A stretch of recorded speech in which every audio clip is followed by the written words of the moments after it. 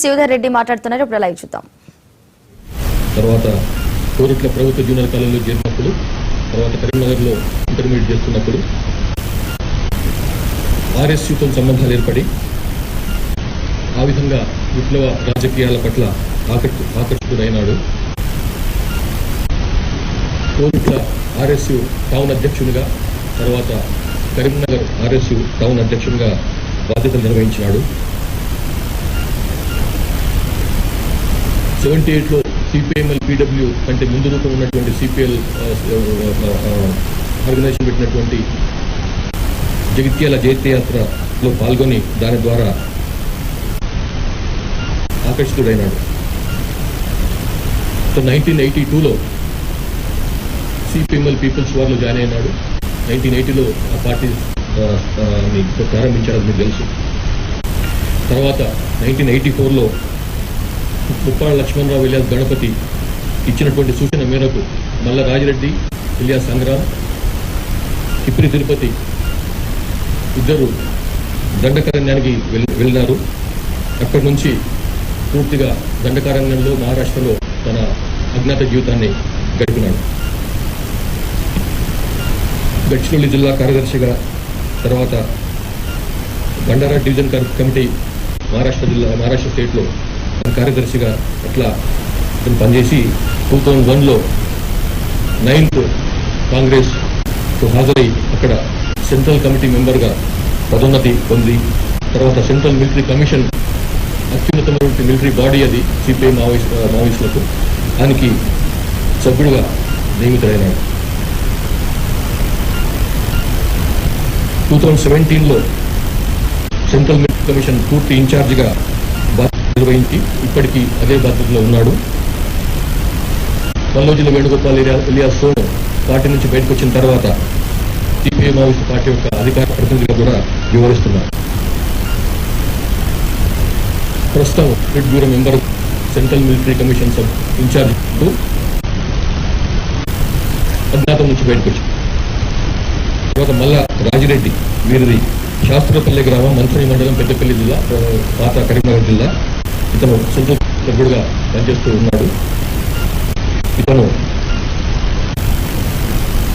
Normal వ్యవసాయ కుటుంబానికి చెందినవాడు. 1975లో రత్నమ్మ తన భార్యను పెళ్లి చేసుకున్న తర్వాత ఆమెతో పాటుగానే ఆమె కూడా అయినమ్మడే పార్టీలోకి వెళ్ళిపోయింది. తర్వాత ఆమె ఛత్తీస్గఢ్లో జరిగినటువంటి ఎన్కౌంటర్లో 1998లో మరణించింది. ఇతను 71లో ఇంటర్మీడియట్ పూర్తి చేసి 1974లో ఆర్ఎస్యూలో జాయిన్ అయినాడు. మల్లోజిల కోటేశ్వరరావు ఇలియాస్ కిషన్జీ, అతను వెస్ట్ బెంగాల్లో ఎన్కౌంటర్లో మరణించినాడు. అతనితో కలిసి ఈ మార్క్సిస్ట్ లెనినిస్ట్ మావోయిస్ట్ సిద్ధాంతాల ఆకర్షితుడై అయినాడు. తర్వాత 1980లో సిపిఎంఎల్ పీడబ్ల్యూ ప్రారంభించిన తర్వాత బొబ్బగల్ల ప్రాంతంలో ఉద్యమ నిర్మాణానికి కృషి చేసినాడు. 1988లో అంతకుముందు అరెస్ట్ అయ్యి ఆదిలాబాద్ జైలు నుంచి తప్పించుకొని పారిపోయి, సబ్ జైలు నుంచి పారిపోయి 1989లో మళ్ళీ అజ్ఞాత జీవితం మొదలుపెట్టినాడు. సాగర్ నాయకత్వంలోని మంగి, ఆదిలాబాద్ జిల్లా మంగి సాహిత్య దళంలో పనిచేశాడు. సరే, ఇవన్నీ డీటెయిల్స్ ఉన్నాయి మీకు. గచ్చిరోలిలో డివిజనల్ కమిటీ సెక్రటరీగా, జిల్లా సెక్రటరీగా పనిచేసినాడు. తర్వాత 87లో దండకారణ్య కమిటీకి పెట్టినటువంటి పీడబ్ల్యూ పెట్టినటువంటి దండకారణ్య కమిటీకి తొలి కార్యదర్శిగా నియమితుడైనాడు. అంతకుముందు ఫారెస్ట్ కమిటీ కార్యదర్శిగా కూడా పనిచేసినాడు. 1990లో సెంట్రల్ కమిటీ సభ్యునిగా నియమితుడై దండకారణ్య స్పెషల్ జోనల్ కమిటీకి గైడ్ చేసేటువంటి బాధ్యతలు అతనికి అప్పగించారు. 2001లో మహారాష్ట్ర, కర్ణాటక, కేరళ, తమిళనాడు సంబంధించినటువంటి ఈ రాష్ట్రాలను కలుపుకొని సౌత్ వెస్ట్ రీజనల్ బ్యూరోను ప్రారంభించగా దానికి అతన్ని ఇన్ఛార్జిగా నియమించారు. తర్వాత 2007లో జరిగినటువంటి యూనిటీ కాంగ్రెస్లో అతన్ని పోలిట్ బ్యూరో సభ్యునిగా నియమించారు. అంటే టాప్ 5-6లో అతను ఒకడు అన్నమాట. 2007లో కేరళ రాష్ట్రంలో సంస్థాగతపరమైనటువంటి కార్యక్రమాల కోసం పోయినప్పుడు అక్కడ అరెస్ట్ అయినాడు. మళ్ళీ 2009లో జైలు నుంచి విడుదలైన తర్వాత మళ్ళీ అజ్ఞాతవాసం ప్రారంభించాడు. 2010 నుంచి 16 వరకు ఛత్తీస్గఢ్ ఒడిశా సరిహద్దు సిఓపి స్పెషల్ జోనల్ కమిటీ కార్యదర్శిగా పనిచేశాడు. తర్వాత 2017లో ఒడిశా రాష్ట్ర కమిటీకి కూడా సెక్రటరీగా ఉంటూ దానికి మార్గదర్శకత్వం వహించాడు.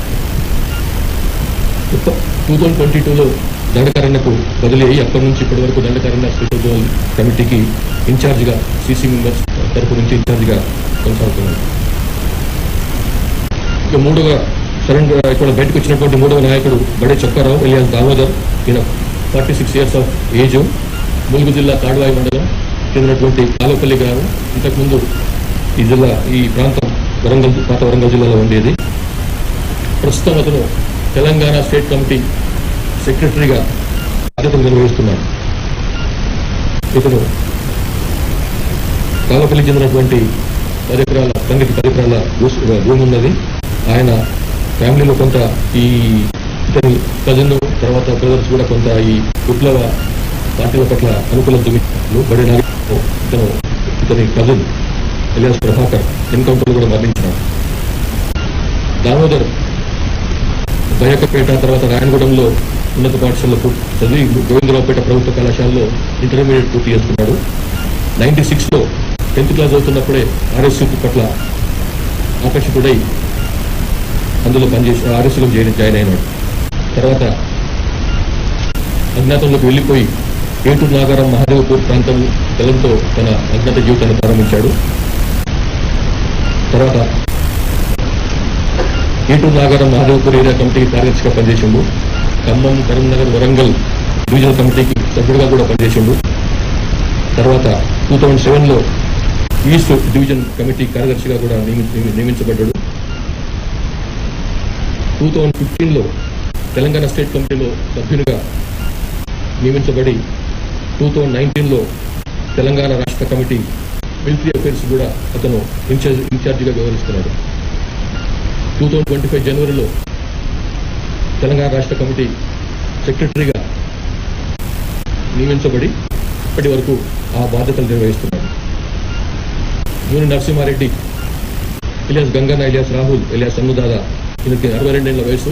ఆంధ్రప్రదేశ్ రాష్ట్రంలోని గుంటూరు జిల్లా కాపమాన మండలం వల్లూరు గ్రామానికి చెందినవాడు. ఇతను దండకరణ స్పెషల్ జోనల్ కమిటీలో ఉన్నాడు. పొలిటికల్ ఎడ్యుకేషన్ వ్యవహారాలు చూస్తుంటాడు. ఇతను బీఎస్సీ పూర్తి చేసిన తర్వాత నరసరావుపేటలో ఎల్ఎల్బి కోసం అని చెప్పి గుంటూరులో చదువుతూ ఆర్ఎస్యూ కలాపాల పట్ల ఆకర్షితుడైపోయి యూజీ అయిపోయినాడు.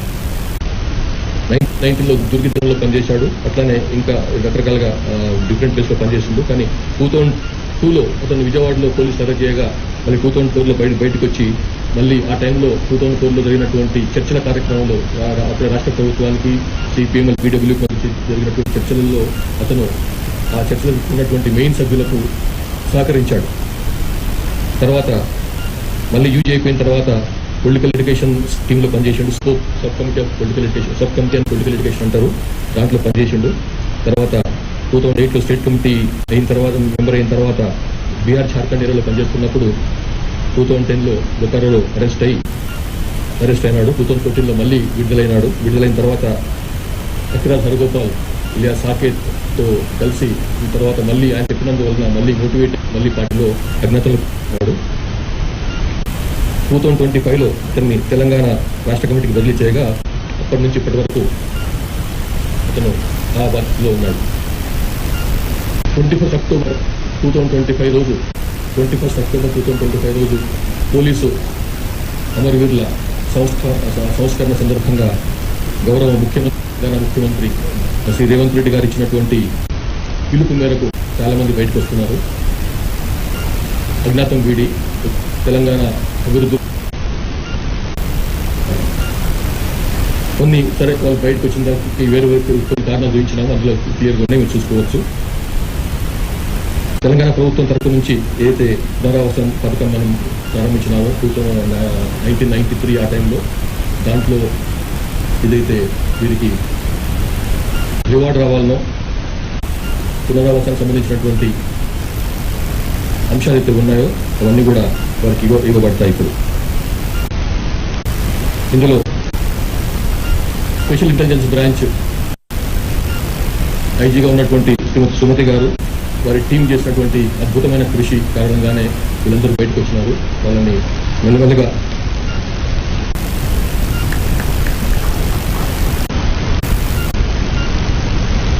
ఇప్పుడున్నటువంటి పరిస్థితులకు గురించి అవగాహన చేయించడం, తర్వాత వారిని బయట తీసుకోవడంలో చాలా పెద్ద పాత్ర వహించారు.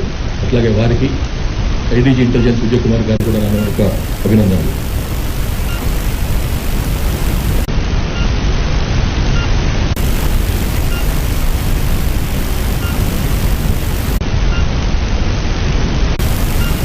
ఈ విధంగా 2025-26లో లాస్ట్ 2 yearsలో, 2 yearsలో రాలేదు, 4 CCMలు బయటకు వచ్చినారు, 16 మంది SCMలు, 26 మంది డివిజనల్ కమిటీ సభ్యులు అండ్ సెక్రటరీలు, 26 మంది, అట్లా ACMలు 6 ACSలు 85 మంది, పార్టీ మెంబర్స్ 460 మంది, మొత్తం 591 మంది లాస్ట్ 2 yearsలో వాళ్ళు బయటకు వచ్చినారు. తెలంగాణకు సంబంధించినంత వరకు మనకు 11 మంది తెలంగాణలో పుట్టి పెరిగిన 11 మంది ఇంకా అజ్ఞాతంలో ఉన్నారు. వాళ్ళు కొంతమంది ఆల్రెడీ మా టచ్లోకి వచ్చినారు, వాళ్ళు కూడా పిలుస్తున్నాం, తొందరగా బయటకు రమ్మంటే. ఇందులో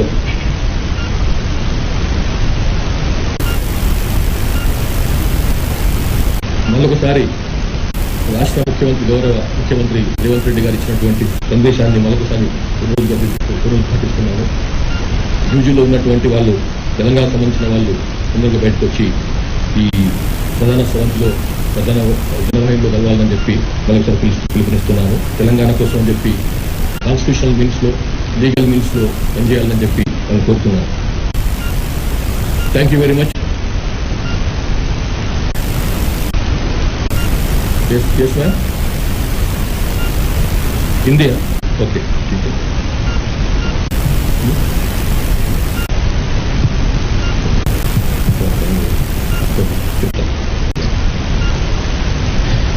ఒక్కసారి తెలుగులో ఇంకొక విషయం మాట్లాడిన తర్వాత మన దగ్గర ఇంకా అండర్ గ్రౌండ్ లో అజ్ఞాతం ఉన్న వాళ్ళు ముప్పాల లక్ష్మణరావు వెళ్ళాలి గణపతి. మాకున్న సమాచారం ప్రకారం అతను అడవుల్లో లేడు, ఇక్కడ బయట షెల్టర్లో ఉన్నట్టు తెలుస్తుంది.